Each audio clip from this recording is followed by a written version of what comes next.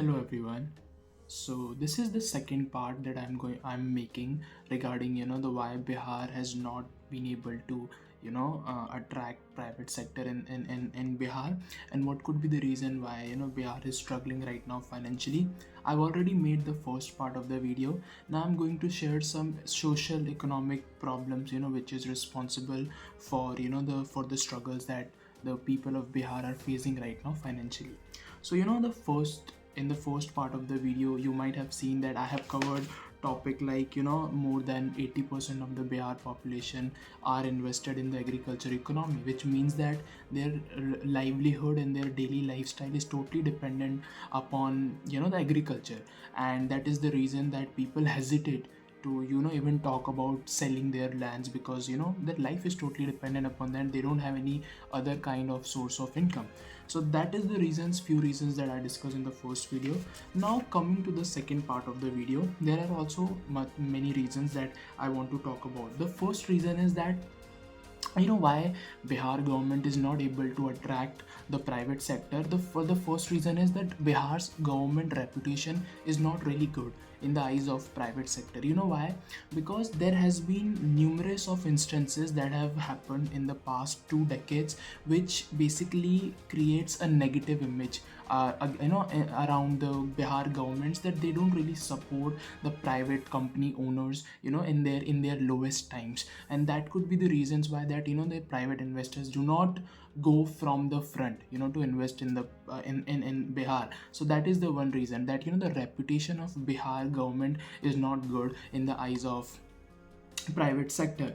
And in there has been a constantly, if you will look in the last 2 to 3 decades, there has been numerous of sugar mills, you can say rice mills, then you can say there are so many companies and there were so many mills that started in Bihar in the last 2 to 3 decades, but then it got shut down due to many reasons. Maybe the finances were not going gradually upward, or maybe there were certain rules or regulation or government restrictions that were putting on the company owners, on the private sector owners.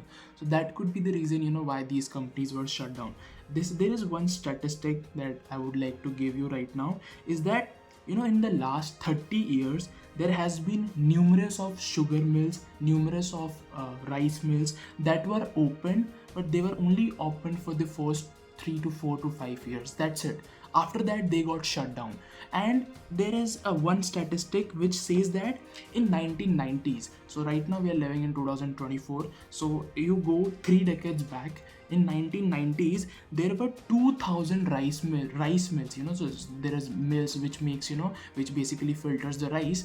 There were 2000 rice mills that were opened in Bihar, but unfortunately they got shut down. And there were 15 sugar mills were also there, but they also got ultimately shut down. So that is the reason that the governance of Bihar is not able to gain the confidence of the private sector owners. So that is the one reason why private sector owners are not really they are not really they don't have the incentive to invest in Bihar government. What happened is that even if you are an entrepreneur, or if you are on yourself, if you are a private company holder, you need an incentive. You need a profitability market, or you need a good skill labor. You need an incentive to open a manufacturing line in any part of country. But if the state of Bihar could not provide the incentive to the private sector owners, then it would be really hard for the private sector owners also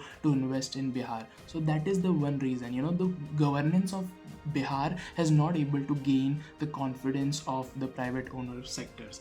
And then there are also many reasons why these companies got shut down. First reason is, I told you, finances were not going great, and the government of Bihar was not providing all the necessary help that you can give it to the private industry. But there was also one point which I would like to highlight, is extortion. So extortion in Hindi, it is called in Hindi it is extortion means vasuli. Like in Hindi we usually call it like vasuli. That's what extortion is. So in Bihar, if you will see, 1990s to 2010 to 2004 or 5.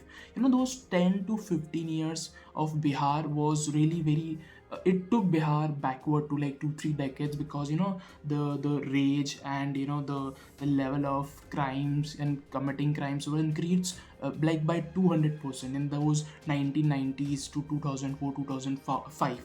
So in that period of time, the private owners were not safe in Bihar. So that is the reason why there were so many vendors who opened their mills. But after a certain period of time, after continuous asking of extortion for a longer period of time, right, you can ask someone for extortion for once or twice, but if you're asking it for like 6 months or 1 year, from where he will give that money, right? So that is the reason why people shut down their mills and they went to other cities, other tier 1 cities. So extortion is also one of the reason why people why there are no industries in Bihar right now. And also there is a report, and it is not, I am not saying this is a report of Times of India. Maybe I will give you the link of that report in the comment section, which states that good investment, Bihar needs an aggressive industrial policy, because after making rounds of high courts and Supreme Court, the investors still not get any kind of incentive. This means that there is a lack of very good industry policy in Bihar. That's not the problem with for example, let's say Delhi. That's not the problem with, say, let's suppose Gujarat.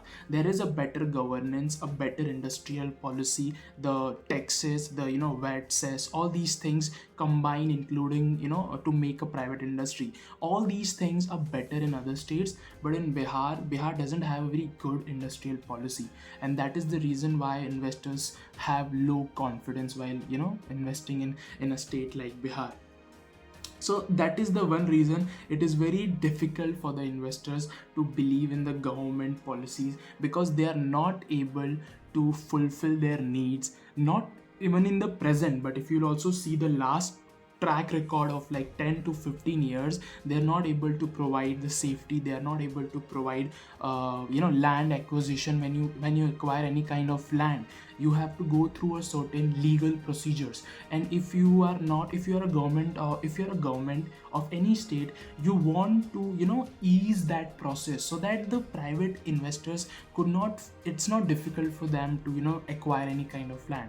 That is not happening in Bihar. So private investors are finding it more and more difficult to start a new manufacturing line, or to acquire a land, or to get skilled laborers. So all these reasons collectively make the investors to not invest in Bihar. And then there is one topic, there is one this is all the video, like till now whatever you have I have said, that extortion is the problem, Bihar's government policies are not up to the mark, or the acquiring land is a problem in Bihar. But now there is a one reason also which I would like to highlight, is in Bihar, if we'll go like 2-3 decades back, right now we're living in 2024, you go 1 decade back, you go 2 decades back, and you go 3 decades back, right? If we'll go 3 decades back, you will see that there were leaders who were coming, and who were coming in scenes. Their primary objective was not economic development, but social development. So what I mean by saying this, that you might want to hear me for the next 2 to 3 minutes, right? So what is economic development and what is social development, right? So if you will closely see the Bihar the Bihar population and the density, if you will see closely, you will see that the scale of poverty amongst the OBC Dalit group in Bihar was so high that it was very high in 1990s and 1980s. So if you will see, there is always a poverty line, in Bihar. If you'll go, the majority of the people who falls below the poverty line are generally from OBC and Dalit categories, right?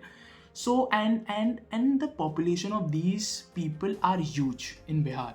For example, if you'll talk about OBCs, if you'll talk about Dalits, the population is high, which means that the people the majority chunk of the people of Bihar were somewhere slightly disappointed by certain politicians who were usually from a high class or from a high, caste categories. So they were slightly disappointed by these kind of things. So what happened after 1990s?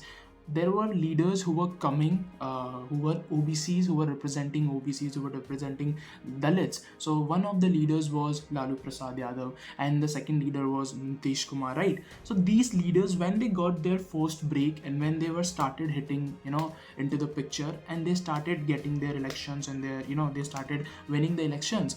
That's after that the social development, the social, you can say, acceptance in Bihar became the primary objective rather than economic development. That is the reason also why you will see in Bihar, even after three times, if you will see, after winning three times election, I think Lalu Prasad Yadav won three times, and still he was not able to make any kind of economic change or economic revolution. That change when Nitish Kumar became the chief minister of Bihar, that economic revolution, and Bihar got slightly better than what it was in the past. So that is the reason that came in politics, and the economic growth of Bihar became the second objective, and caste equality became the primary objective.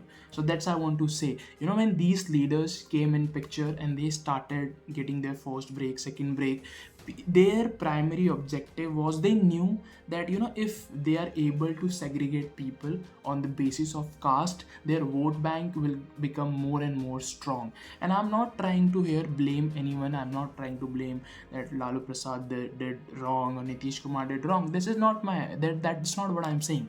I'm just saying that they used caste to win election. That's what I'm saying. So they used caste politics because they knew that it's really important and it is really easy to segregate people on the basis of caste to get their vote bank.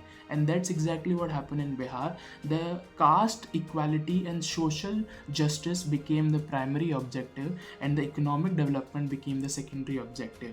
And that's what you will see, that there were states who were mainly focused on economic development, whether Bihar was mainly focused on social development. And that is the reason why Bihar is struggling right now, acquiring private industries. There are not any private industries in Bihar. So that is the reason I try to tell you. And there are three reasons which I feel at the conclusion of this video, of the part 2, I would like to disclose with, is that for having a better industrial revolution in Bihar, you need to have a better skilled labor, you need to have a better infrastructure, and also you need to have better governments. Without that, there will be no industrial revolution will take place in Bihar. So with that, I want to end my video, and I hope you get my points and you get all my arguments that I said. And I don't want to hurt anyone or hurt anyone's sentiments. I just felt that it was really important to make videos on these topics, and I made it. And if you think there is anything which I said it was wrong, or it was false, it was a false statistic or anything, you can clearly pinpoint that in the comment section, and I would really like to give response to that. So thank you so much for watching and giving your time. Bye.